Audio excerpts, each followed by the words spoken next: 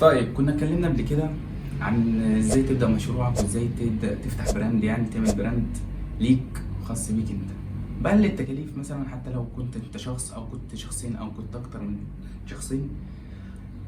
فكنا اتكلمنا ان ازاي تبدأ. Some head and then you go blow up a bit. She moved out of state and shit then went left. She seeking forgiveness.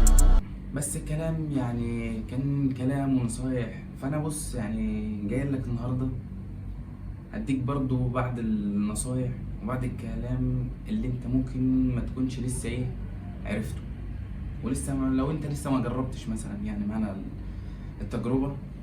فلو انت اول مرة تشوفني، انا الشعراوي، دي قناتي. لو انت لسه مش مشترك انزل دلوقتي اعمل سبسكرايب وفعل زر الجرس، متنساش تدعمنا بلايك الحلو منك، يعني تقديرا منك ليا على الفيديوهات اللي بنزلها والتعب والمجهود والاضاءات والكهرباء وكل ده اللي صارفينه.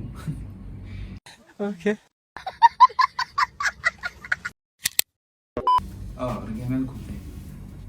فانا جيت اقول لك النهارده عن الحاجات مثلا اللي هتواجهك مثلا، يعني وانا كده كده اصلا هاخد تجربه معاكم باذن الله في الفترات الجايه في السلسله دي. انا ناوي استمر فيها اصلا، وهعمل لكم حاجات كتيره وهتبقى قدام عينيكم مثلا، وهنروح لناس يعني مش عايز احرق لكم، فخلوها مثلا في الفيديوهات الجايه تبقى مفاجاه. فالمهم اللي جايين نتكلم فيه النهارده انا هكلمكم مثلا يعني ايه مثلا عايز تعملوا، ايه الافكار مثلا عايز تعملها في الصيف ده مثلا، تبقى حاجه جديده مختلفه عن كل الناس اللي بتعمل واللي عملت واللي ده كله. فانا جايب لك مثلا يعني مثلا لو انت كنت مثلا شفت الفيديوهات اللي انا بنزلها، هتلاقي مثلا في حاجات مثلا انا نزلتها لبس وكذا، يعني اوتفيتات برضو، فاهم، بنجرب الوان مختلفه، يعني حاجات جديده، فاهم. فبص، فانا اللي طالبه منك ان انت تتابع معايا، وبرضه تشاركني رايك في الكومنتات، كل حاجه تشاركني فيها، وانا هشاركك برضه كل حاجه وبالتجربه وكل حاجه هيبقى قدام عينيك. ولو عايز مثلا تتواصل مع الكلام ده برضه اكتب لي، وانا هحط لك مثلا ازاي الناس دي اللي تتواصل معاها، لو انت مثلا من نفس مدينتي او في القاهره او ايا كان مكانك، ما تقلقش. كنا بنقول ايه؟ فانا جايب لك مثلا امثله مثلا على الهدوم مثلا او التيشيرتات او البنطلونات مثلا اللي طالعه موضه مثلا الفتره دي.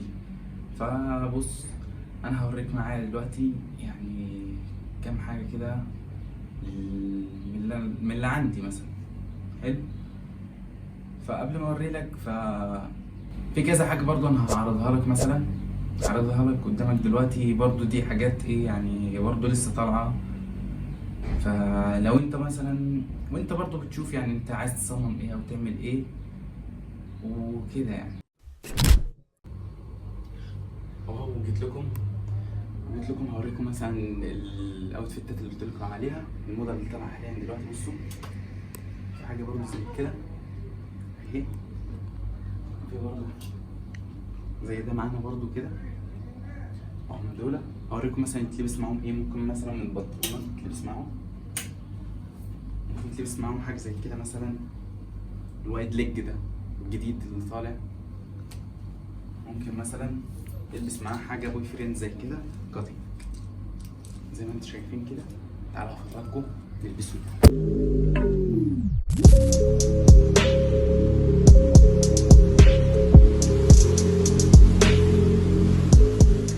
زي ما انا وريتك كده اللبس طبعا، يعني هي دي الحاجات مثلا اللي طالعه موضه دلوقتي، فاهم. فانت وبرضه ذوقك، وزي ما انا قلت لك يعني في تصميمات وفي اشكال كتير انت ممكن تجيبها من على برنامج تطبيق بنترست، زي ما قلت لك قبل كده في الفيديو اللي فات. لو انت لسه مشفتوش تروح دلوقتي تتفرج عليه. تعالى